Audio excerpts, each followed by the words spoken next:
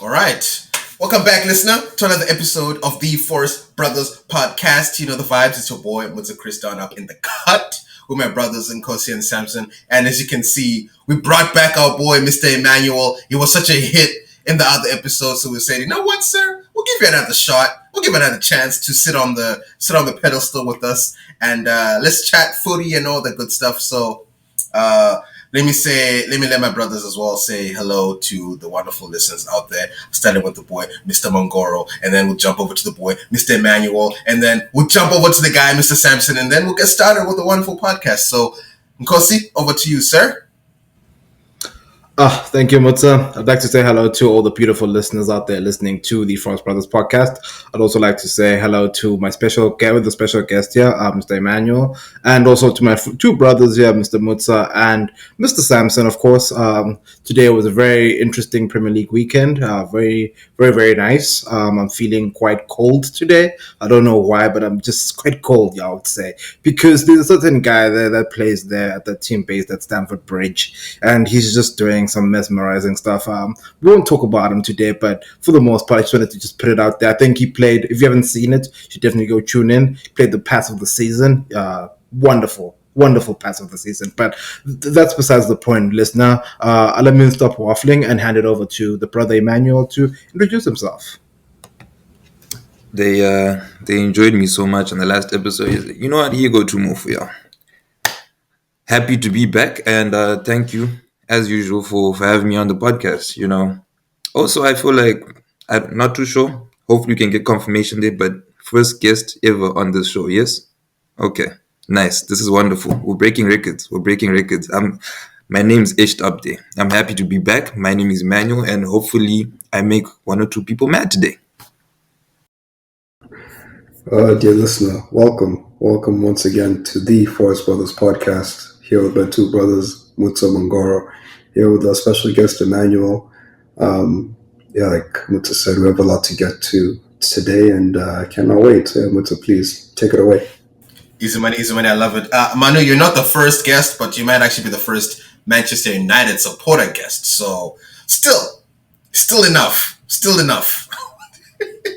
All right, so jumping in straight here, listener. Let's. There was a lot that happened this past weekend, but we decided to focus on different areas. So we'll first start with Spurs, since I heard we don't talk about Tottenham Hotspur enough. So we'll start there, and then we'll talk about the Manchester United game against West Ham, which I'm sure our brother Emmanuel has a lot of thoughts, and I cannot wait to grill him on that. And as well, the blockbuster game that happened today, Arsenal Liverpool. So those are gonna be like our three big areas of conversation today. So starting with Spurs, as a Spurs supporter, I suppose I should go first on this one. Unfortunately, we had a very shit game today, very disgusting. I was disappointed. I don't have many words. We lost to Crystal Palace, who had not won a single game in the Premier League, but for some reason they were like, Spurs, we're gonna beat you guys, and they did. And there's no greater embarrassment than having Eberechi Eze do flick on assists, and I couldn't believe it. I was like, Eze, what the hell, man? Like, I actually liked you. Like, why suck for 5 games in a row and then do that against us? What? Why? I thought we had mutual respect for each other. Like, I was very angry. I was very angry today, and also just because Spurs, like, even in the last like 15 minutes, they were just chilling, no urgency, like nothing. Like, they were trying to do little passes in the back. Clearly, it was not working because Crystal Palace was pressing us so high up. So playing out from the back was just not working out, and they kept doing it. And that's actually how we even, I think, almost gave away another goal, actually, or even this goal that happened. I need to remember now. Anyway, there was a lot of pressing at the top, and they kept trying to play it back. Vicario had a very shit game today, awful. I couldn't believe it. Johnson couldn't push. Solanke was basically not even there. He was playing like Rasmus Højlund today. I was like, what the hell are you doing, Solanke? Poor. And I think just not having Son in our team just kills us, man. But anyway, I'm sure you brothers have a lot of thoughts on that Spurs game, but I'll just want to say that it was disgusting. I hated every second of it. We should have actually won or at least drew the game, but we didn't. And just a lot of work to do. I think the boys just tired because we played in Europe, like, and we won. If let me actually just say this: we've won every game we've played in Europe this season. Some others cannot say that. So let me just say we're second in the Europa League right now. So just don't kind of out just yet. But anyway, that's my little spiel on Spurs. The boy Mangoro is shaking his head. Mangoro, let me hear your thoughts on Spurs, and then I know Emmanuel has a lot to say, so we'll go to him after that. But Mangoro, over to you, man. Yeah, that was shambolic. Your Deli Ali clone there, Brennan Johnson, it just didn't cut it today. He was just not hot. And I saw something interesting I saw in the game. I didn't watch that game. There was no point in watching that nonsense. But honestly, you don't have the quality to play out from the back. Vicario, Van der Ven, and Romero, and whoever was there, these friends there. And then all of a sudden, now today, today we're going to start playing out from the back. I know Crystal Palace haven't won all season, but now all of a sudden you're going to be doing those things. That was just simply unacceptable. That quite terrible. And the other thing that just to me, like honestly, when I watched that game, like with Spurs, it was you conceded to Mateta. I don't rate that guy Mateta. Muta rates him so much. I don't rate him. Like to me, he's actually not that great. He has no business playing professional football. He should be playing it at Metz out there in France. Like that's his level. Because some of the stuff that he does on a soccer field is just not that great. But it maybe just speaks to the Spurs aspect. Maybe they are showing their true colors now. We're now seeing the real Spurs. Maybe Muta, you agree with that? You don't agree with that? I think there was just something wrong about Spurs today, and just generally, like also the coach, like maybe also seeing that this is now his level, given that his CV doesn't speak highly when you look at it. And some of the stuff that he says in the media is just not that great about how he always wins a trophy in his second season. Maybe you'll win the Europa League because you are talking about the Europa League. I don't rate that trophy, just saying. But honestly, I think it's just not that great on the Spurs side. And maybe it'll get better, maybe it won't. Hopefully it won't. That's just my personal opinion. It's an objective point of view. So yeah, Mr. Emmanuel, I think you should have a go at him. Just let him have it because he does speak a lot of shit. Yeah, I'm happy. I'm happy Spurs lost to Crystal Palace.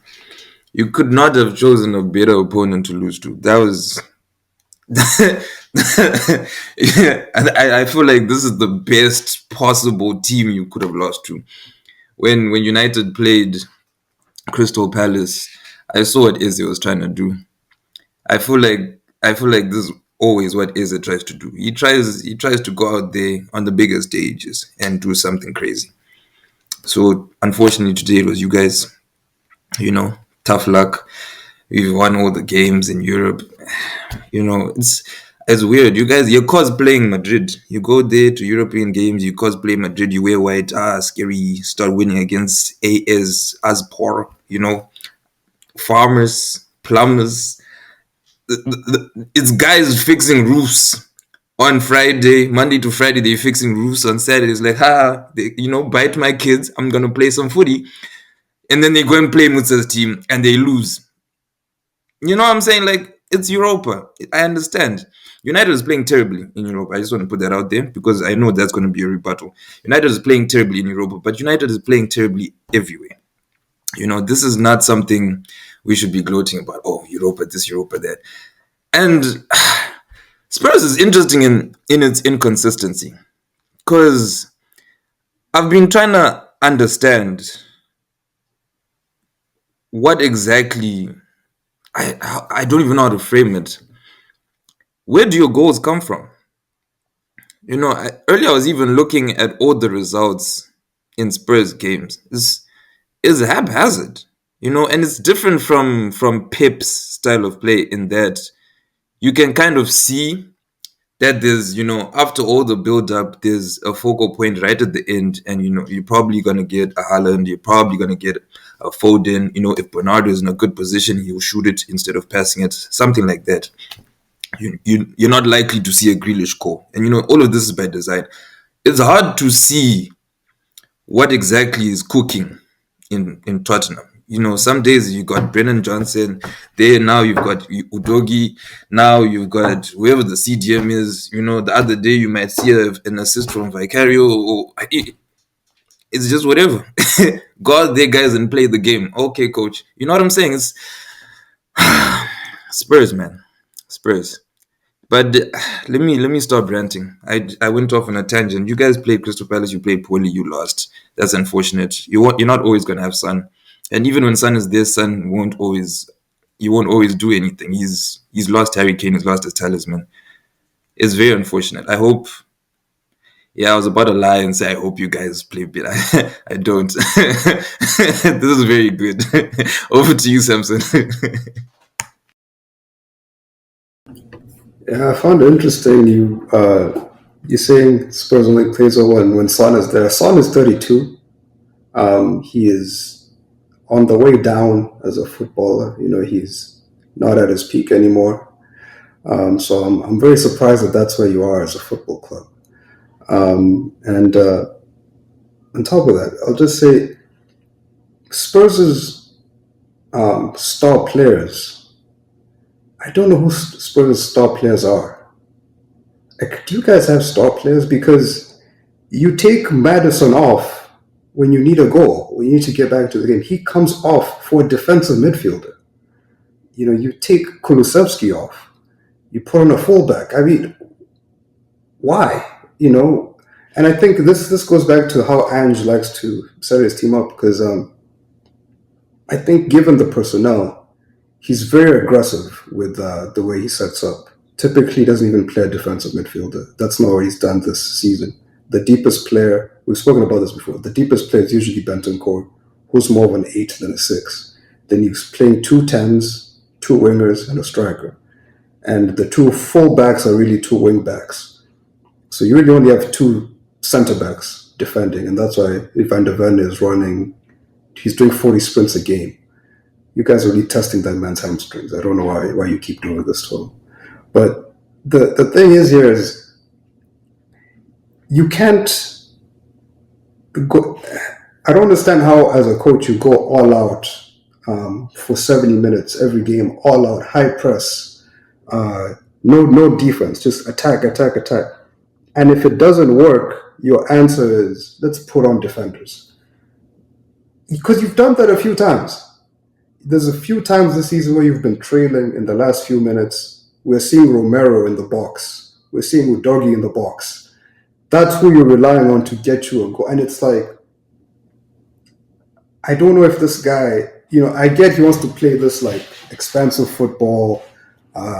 You have the wingers wide, the fullbacks are inverting, the 10s are pushing high up. It's very exciting to watch. I get it.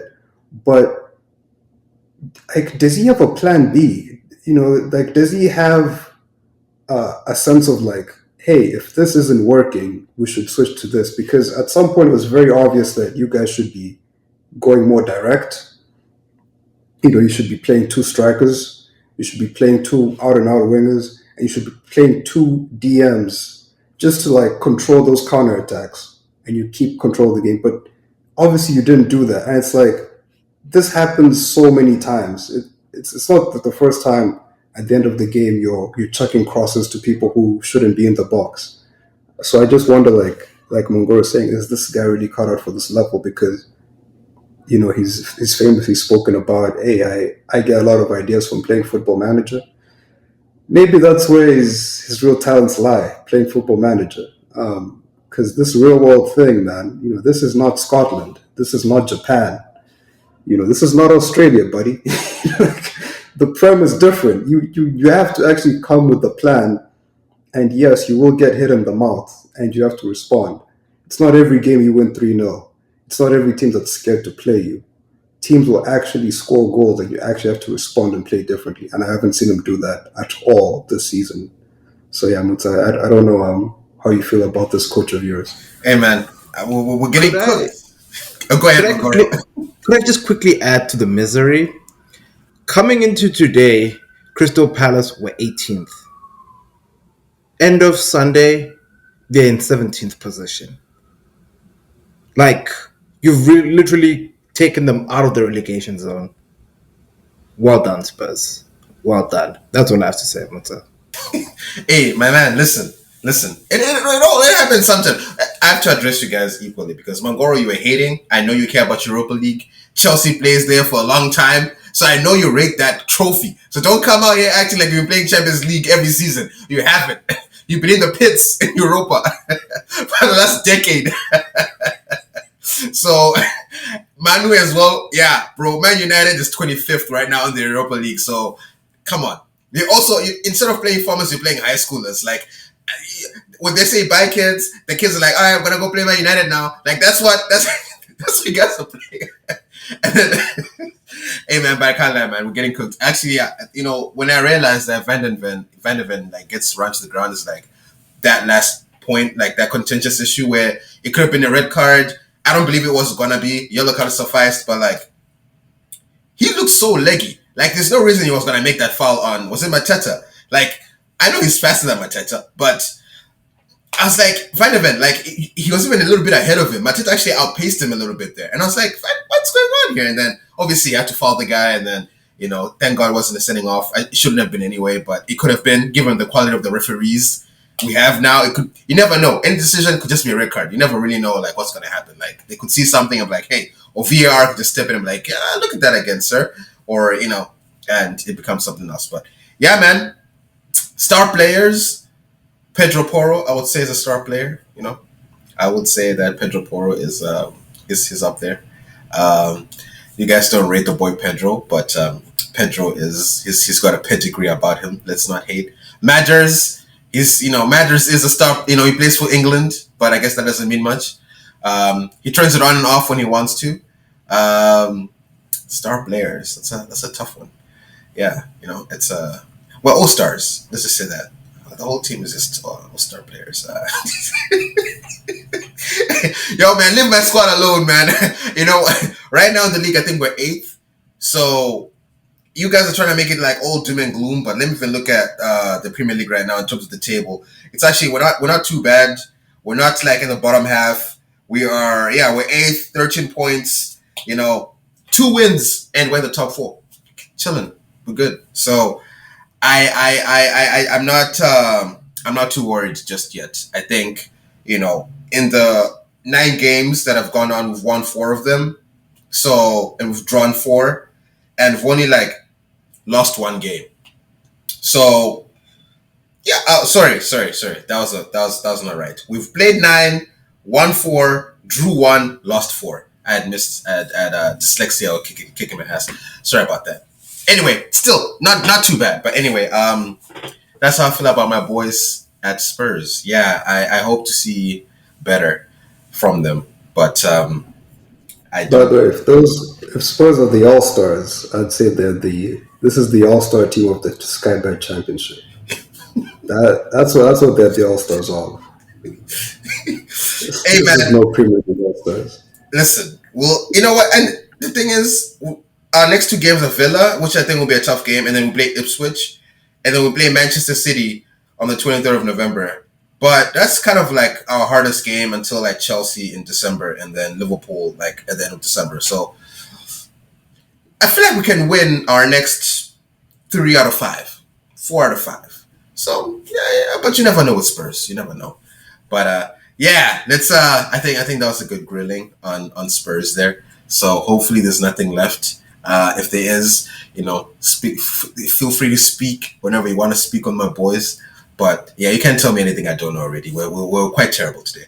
But on to the next, Manchester United. To our boy in red over there, we've actually spoken about United almost every podcast that we've had, just because that's just how bad y'all have been, honestly, this season. And today, I'll actually say I was on your side. It shouldn't have been a 2-1 loss, that penalty decision was disgusting. Listen, I love to see y'all lose. I want to see Ten Hag out the door as quick as anybody else. But I want to see him go the right way.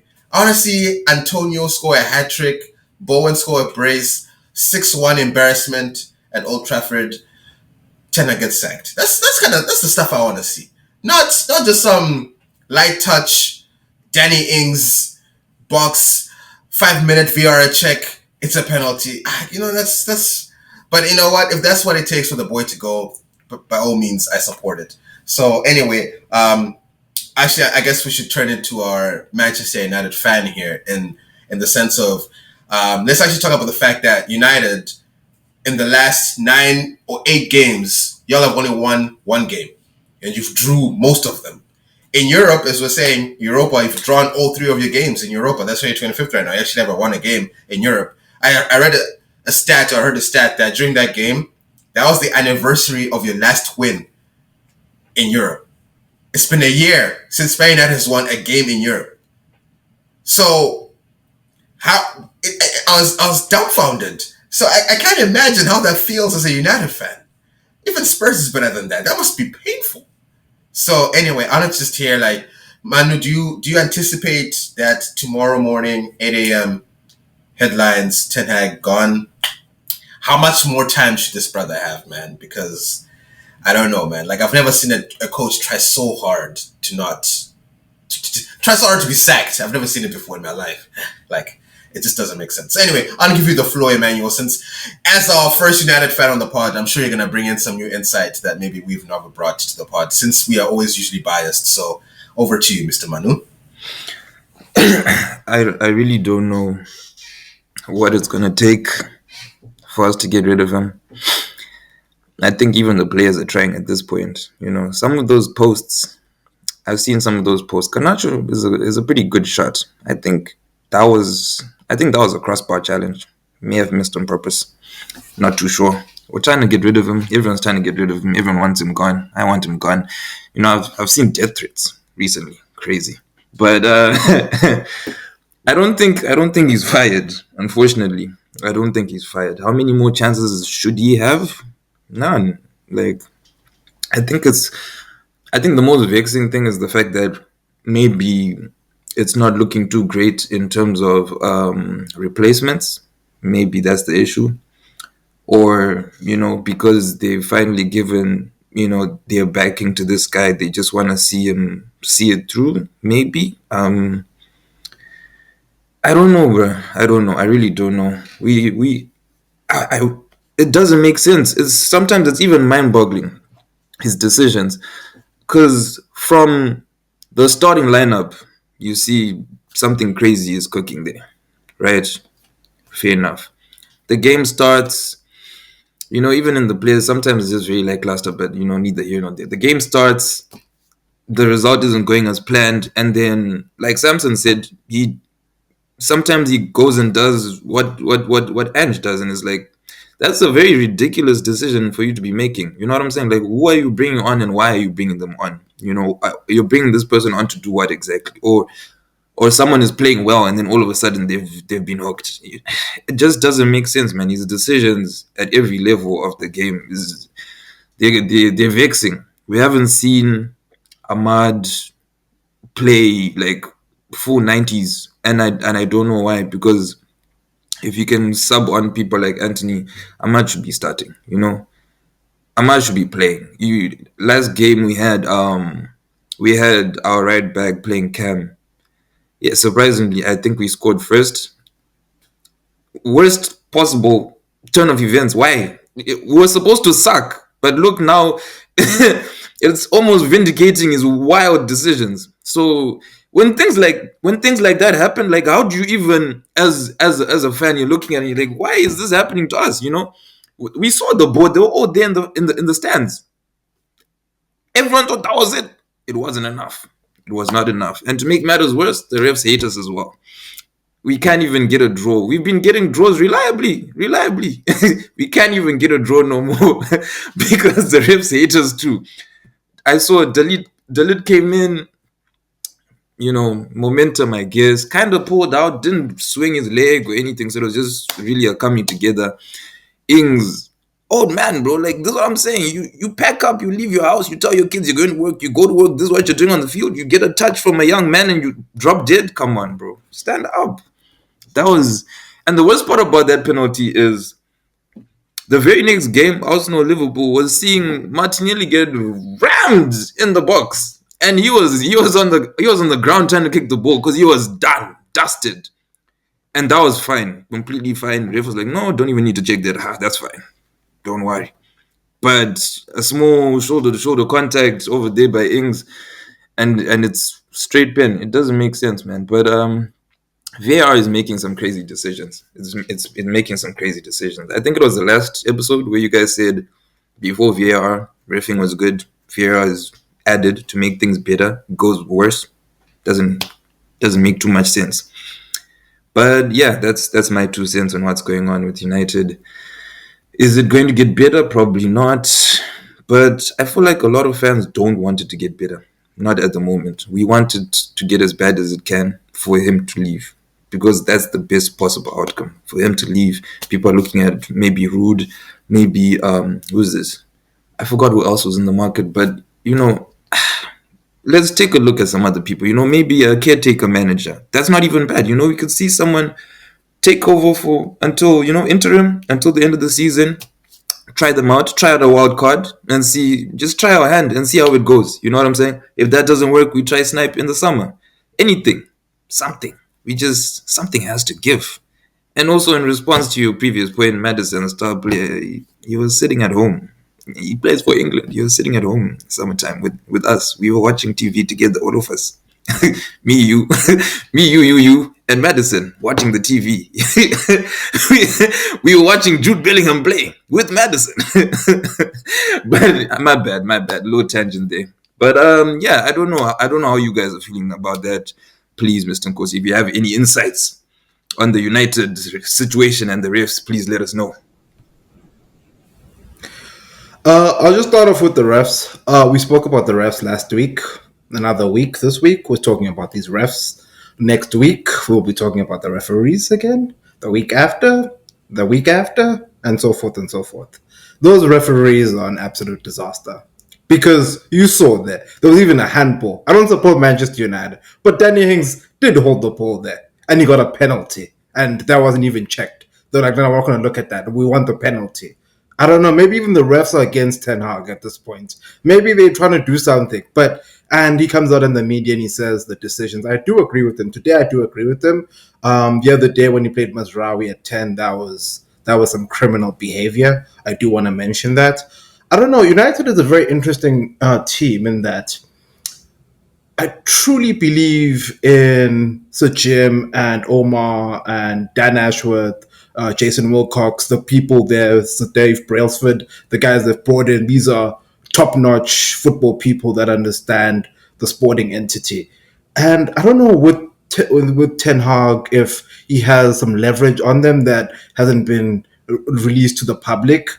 That's the only reason. Because in all honesty, if this continues at this rate, Manchester United, I'm sorry, all the United fans, even you, Emmanuel, are actually currently, it's a crisis. They're in the relegation battle. Manchester United, as of October the 20, whatever it is, are in a relegation battle. They are in a relegation battle. That's just facts.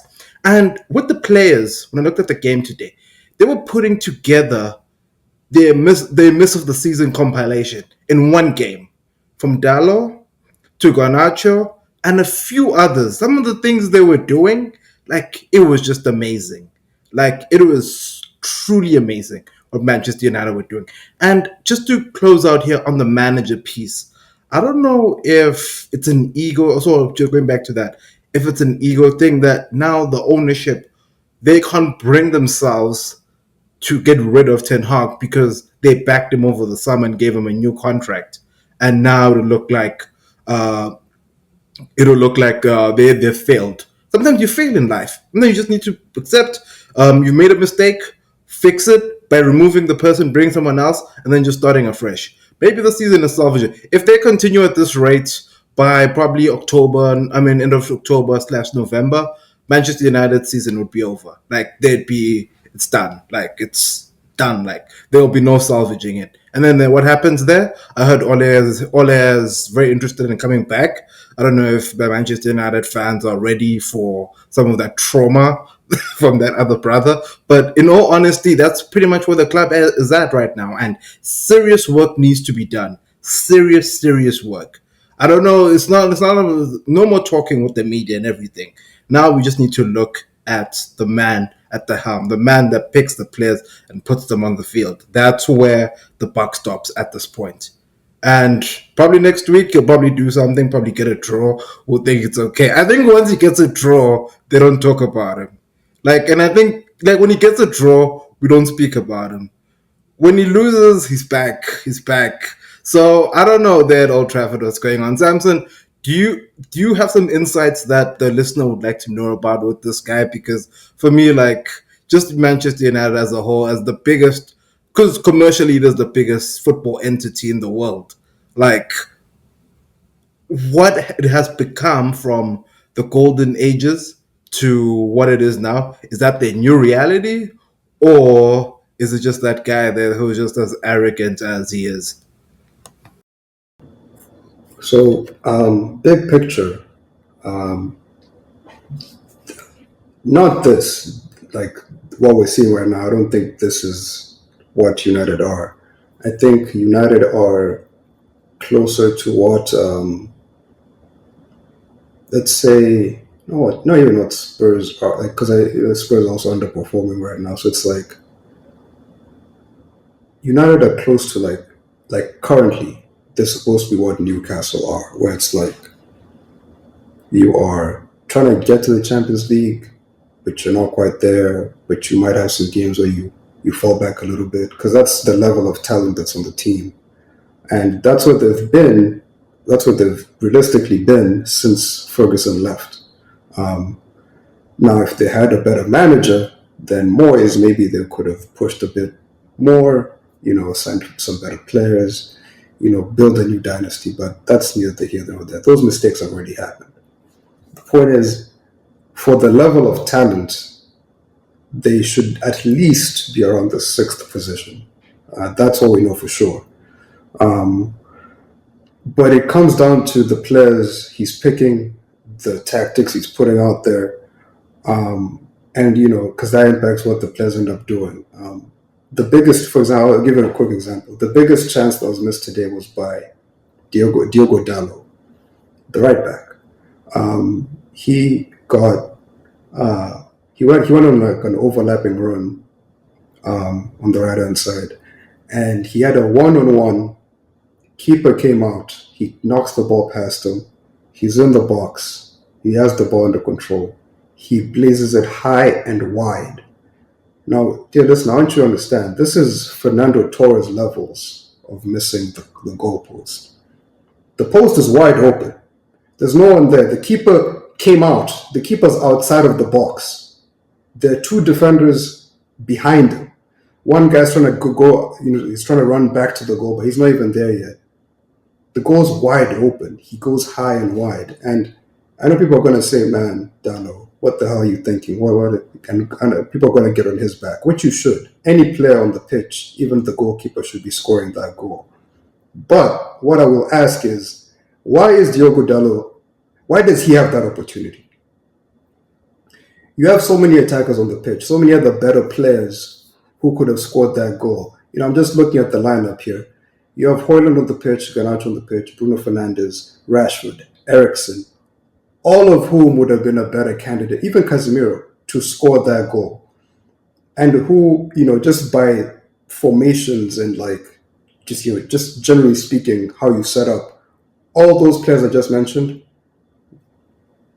in an ideal world, start up higher in the pitch and would have a higher chance of getting that chance. So why is it that Diogo Dallo is the one getting the opportunity? And that's a tactical thing, right? And I think if you aren't able to get your best players in the best scoring positions consistently, then you're a failure as a coach, because that's what coaching is. making your players better, using you with your instructions, with the way you set up and all that sort of thing. Because this Dalot thing, it didn't. This isn't the first. This is not a one-off. When United played in Europe midweek, he was doing the same runs again, overlapping on the right, getting into the box, and he missed those two. Why he did it again today, I don't know. And in the Europa League game, Rashford was covering for him when he went up, and I'm like, why is this a thing? Why is it like? Why is this a thing you've worked on? Because it's clearly something they've worked on. Because whenever he does, you should watch it. Whenever he does it, Rashford runs back and covers home at right back. And like, just think about that for a second. United's top goal scorer for the past 5 years is covering at right back for the right back to go score goals. At what point in any game does that make sense? Like, anytime. At what point does that make sense to you? And these are off goal kicks. These are off like, like it's not like a counterattack, like everyone's in a row. No, you are in the position you started the game with, 4-2-3-1, but the right back is making a run, the wing is going back. Makes no sense. So I don't know. I see stuff like that. I'm just like, you just need someone else. You need someone who can get more out of these players, because clearly this guy is not doing it. He's again, yeah. Like the Dalot thing is probably the most shocking thing I've seen. The fact that it's happened 2 games in a row, I don't know why that's something they've worked on. So yeah. All right, finally on this Man United thing, actually, I know in the previous episode we talked about Jadon Sancho and how like we'll make it. I mean, it was kind of a joke, but it's true at the same time. We were saying like when he had that poor game at Chelsea, he was trying to like wean himself off all the training that he had at Man United and all the bad things he's doing at Chelsea. He's trying to just unlearn all the bullshit that he was going through at Old Trafford. And now it's like, okay, now you actually have a coach that cares about you, tells what to do, and he's just finally starting to feel himself as a player again. So, Emmanuel, I just want to ask you as the last piece here. Right now we talked about, I think, was it in the group chat? Or we're talking about something about how, like, if the players are trying to get rid of this guy, they're going to pick up bad habits. And I'm sure there's been a lot of bad habits being picked up. Certain players feel like they cannot get subbed. Rashford, Garnacho, whatever they do on the pitch, Bruno, they know they'll always play. I'm sure Ten Hag has instilled a lot of bad in these players. So if a new coach comes in, there has to be a point where that damage they're doing to themselves is uncoachable. But I don't know. So I'm kind of curious to what you think, Emmanuel. Is like, at this point, the longer Ten Hag goes, do you think that the worse the players become uncoachable, in the sense like there's nothing you can do? Even if you get the best coach in the world, there's nothing you can do for these guys. Like, they just have to get shipped out. There's no hope. Or do you feel like once a new coach comes in, some of these things they can purge them. They can be an exorcism, and all the things that Ten Hag put in them can be taken out? Or do you think it's a lost cause? And even no matter what, you bring in Rude, you bring in what's this guy? What's that bold guy's name? The French guy. I can't remember. What his name is. Zinedine Zidane. Yeah, he comes in. Yeah, I got it. I got it, folks. I got it. If Zidane can come back. Anyway, yeah. I'm just kind of curious about that, Manu. Like, is there enough to unteach these guys? Like, what kind of coaching needs to be done for these guys to like be coached back to life? They're professionals, man. This is their job. This is their 9 to 5. They do this for a living. So 100% they can get coached. Definitely.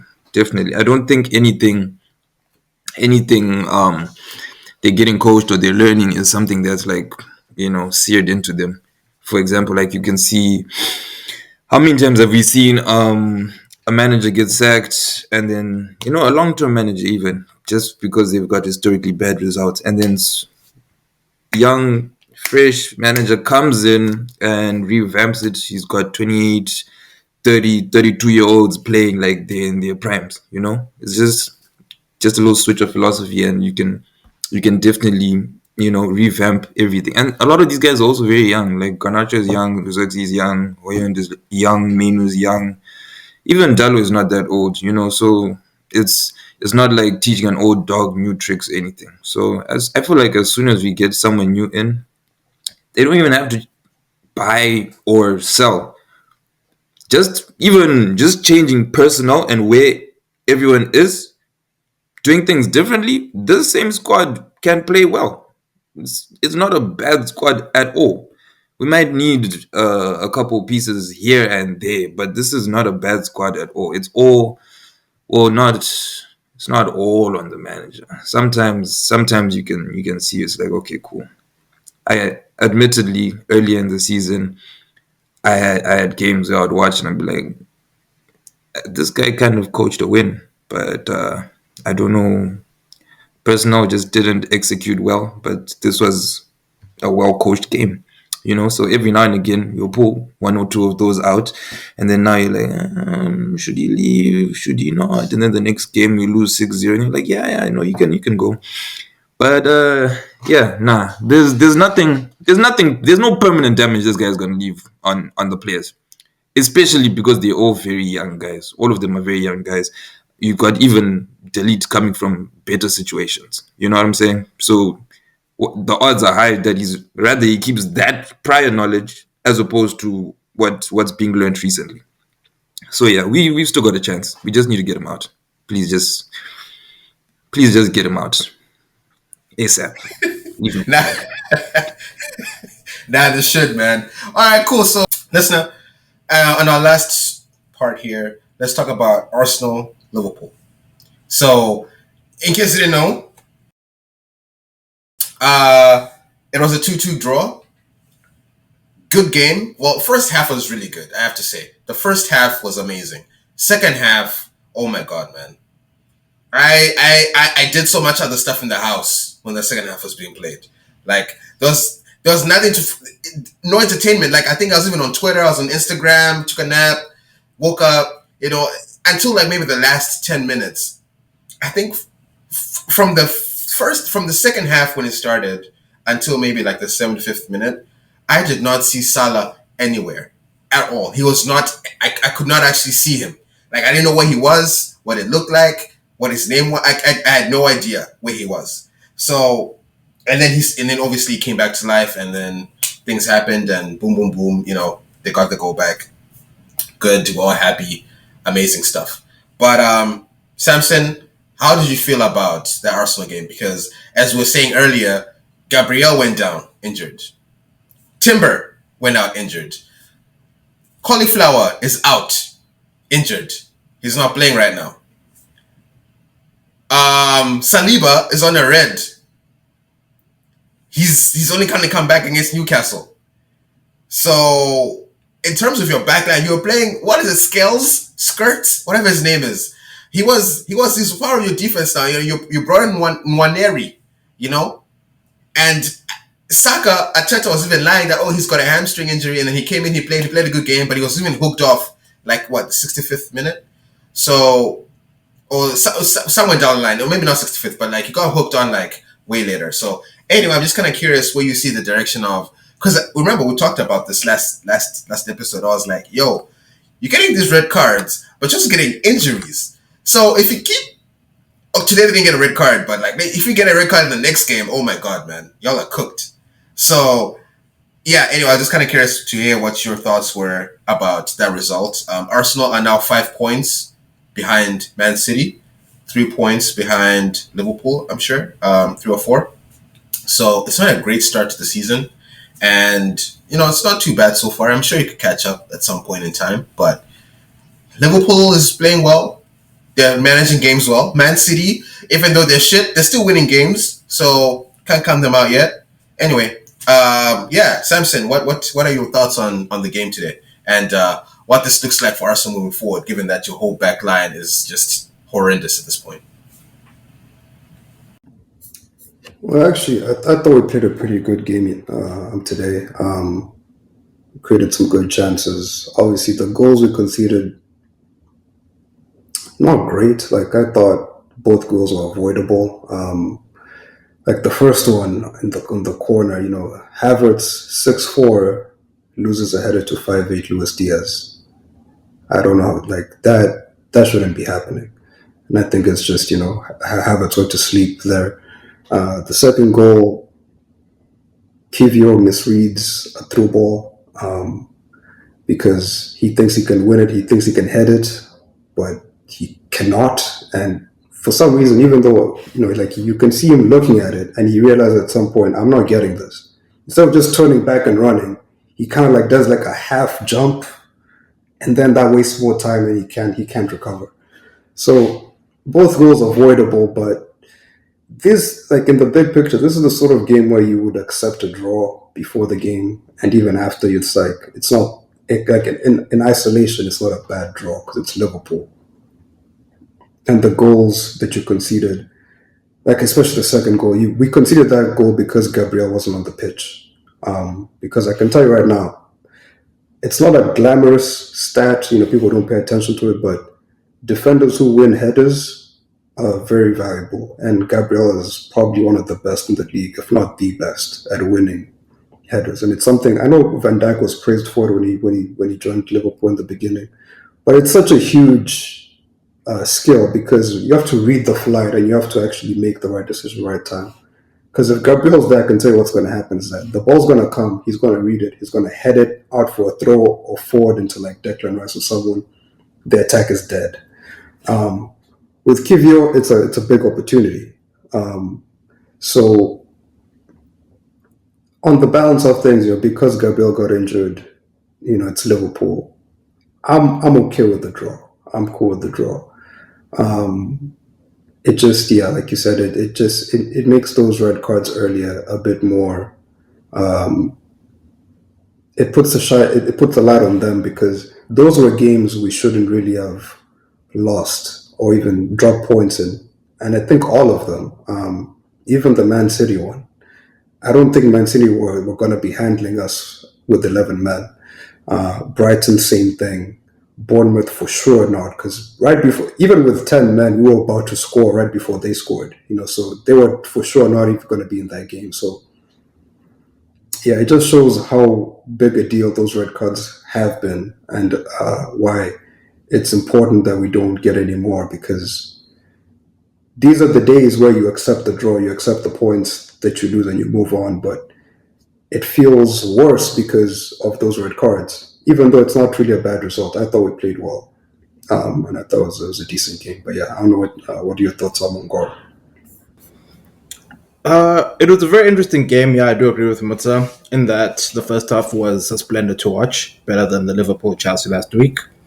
It was very good first half to watch. Second half did taper off a bit. Some of the changes, some of the stuff that was happening, the injuries, the stoppages did affect the flow of the play.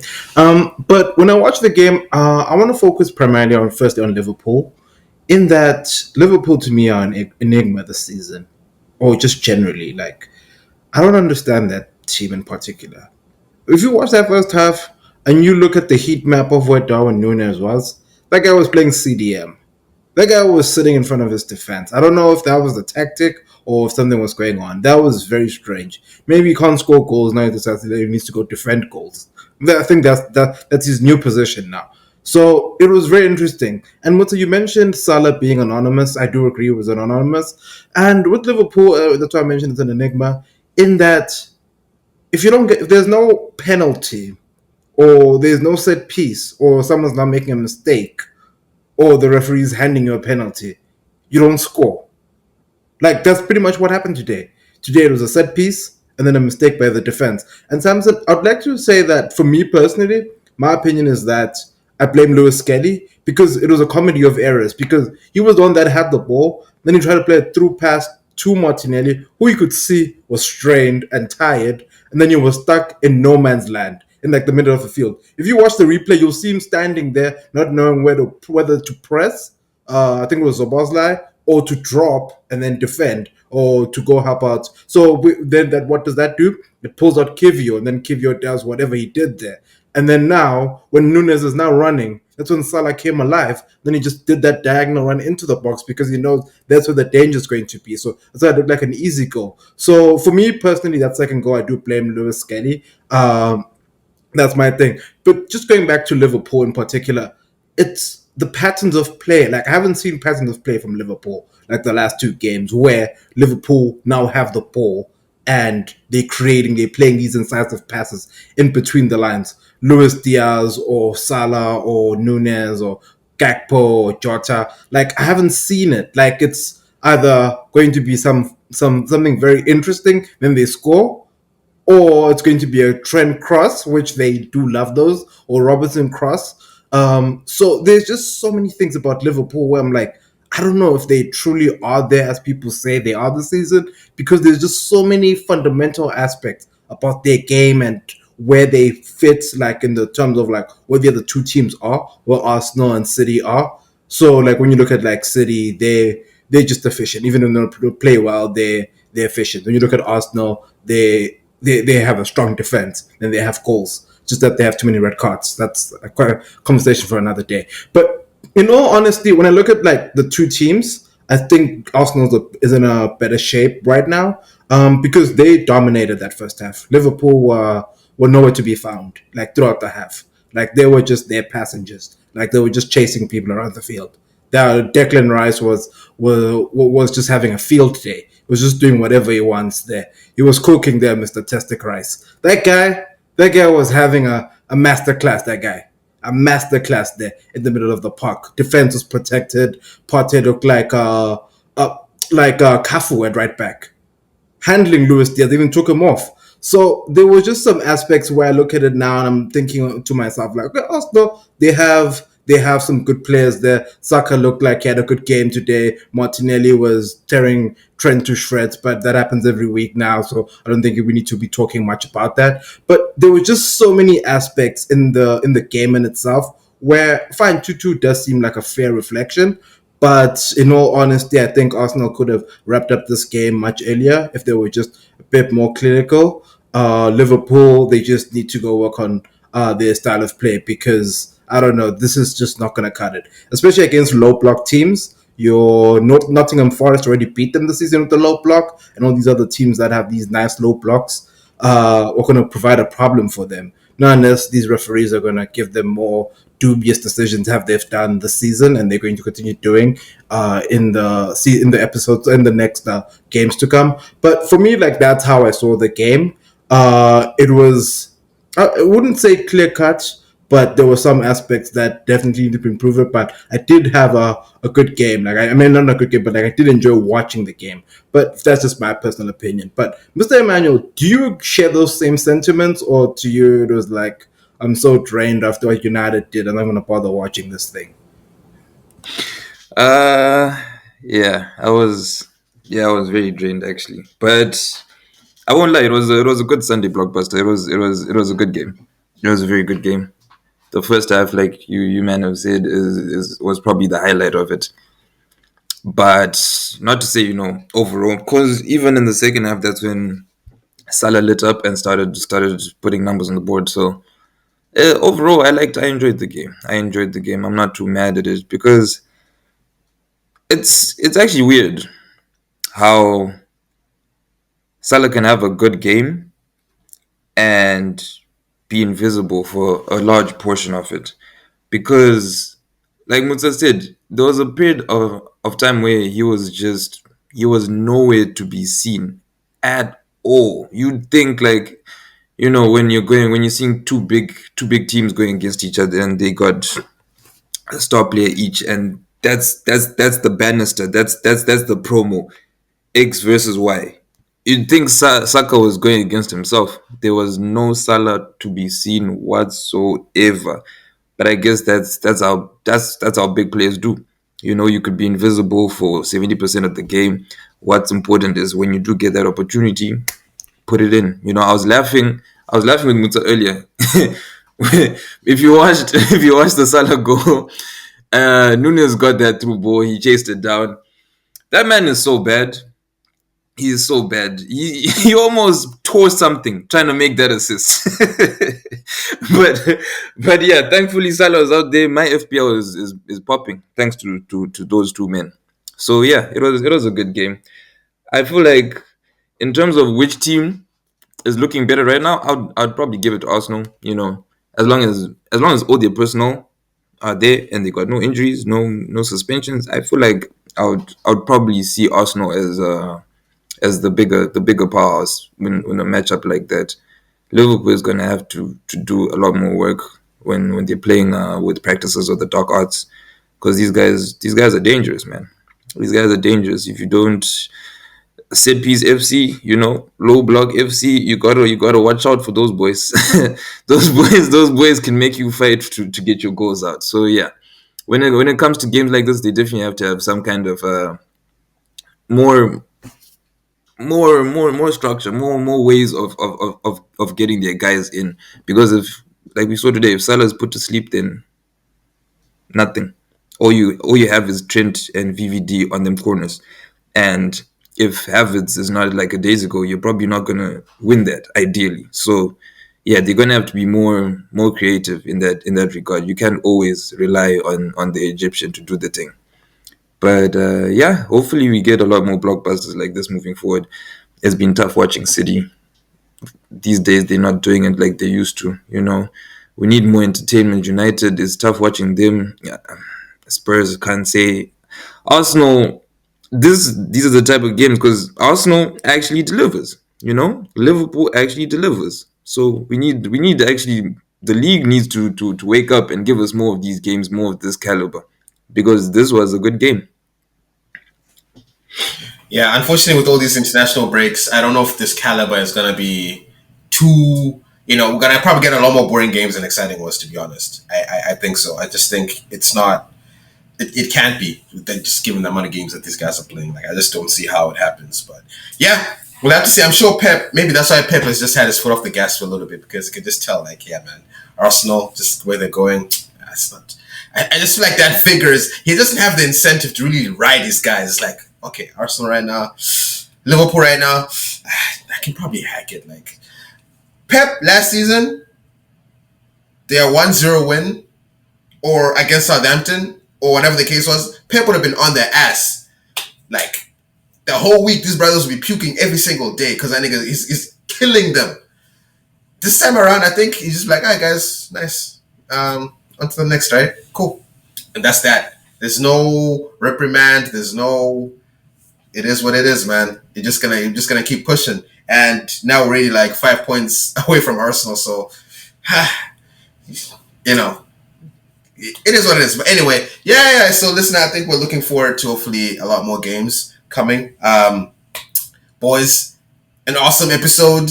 Sometimes this episodes, like, they just run quick, and you're like, hey, how have you been doing this for an hour? and it's like, hey, man. But you know what? The Premier League was feeding us this weekend. I have to lie. I can't lie. That we were fed. I was well fed this weekend. I just don't like.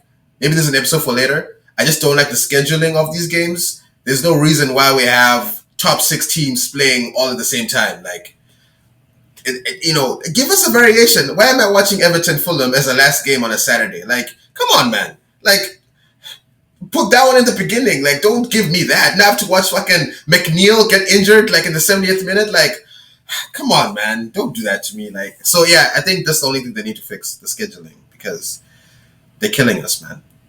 They are killing us. But anyway, that's it from me.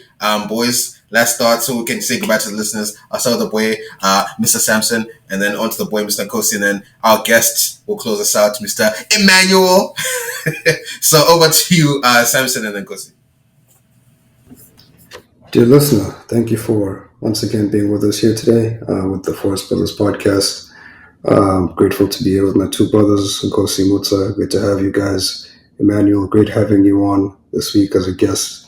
Hopefully we'll get to see more of you moving forward. But yeah, it was a great show.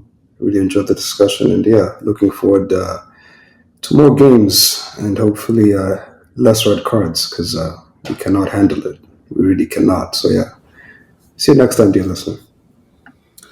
As always, dear listener, thank you for tuning into the Frost Brothers podcast. I'd like to say thank you to the brother Emmanuel. Shared some insightful insights here for our beautiful listeners out there to tune in and listen. And what I just want to mention the scheduling piece. I think it's based on the fact that some of these teams play on Thursday, so they can't play on Saturday. So probably that's where they play on Sunday. And teams like Everton and all those, that garbage doesn't play in European competition, so that's where they play on Saturday. Just an FYI. Also, real quick, the referees, I think they need to draw the lines with this VR nonsense. Like, that's getting tiring just waiting in the stadiums. I know I'm not in the stadium, but, like, come on, that should get better. But all in all, dear listener, be sure to do the right thing. This is the Forest Brothers podcast. The three things that you have to do: number one is like, comment, subscribe. Just go back to that old Muta comment. Say a few things to him. I know he has said some very controversial things, so come at him. Let him know your opinions and all that beautiful stuff. But all in all, listener, be sure to have a lovely week and enjoy the Forest Brothers podcast. Road to 100 subscribers. Again, thank you guys for having me. This is it's a nice little experience. It's fun to be watching the videos and then all of a sudden you get thrown into them. Now you're part of the discussion. So yeah, it's been wonderful listening to you, man, and your opinions. Very, very educated opinions, by the way. You guys clearly do a lot of research. I don't know if you've ever been told this, but yeah, there's a lot of thought coming into the opinions, and it's refreshing to be able to hear about the same game that I would have watched, but from the opinion of someone who's clearly a student of the game. So shout out to you, man, and hopefully I'll be back for future episodes. Hopefully I'll be back and Ten Hag will be gone, but not all pipe dreams can come into reality. So shout out to you boys and bless up. Bless up indeed. Hey, you know what? As soon as Ten Hag is finished, you'll be back. Well, that'll be you'll say like Manu needs to come back. So that'll be next time you see him, listener, just know Ten Hag has been sacked. Just like this man's here, Ten Hag gone. So yeah, and with that, listener, thank you so much, and we'll catch you on the next one. So peace out.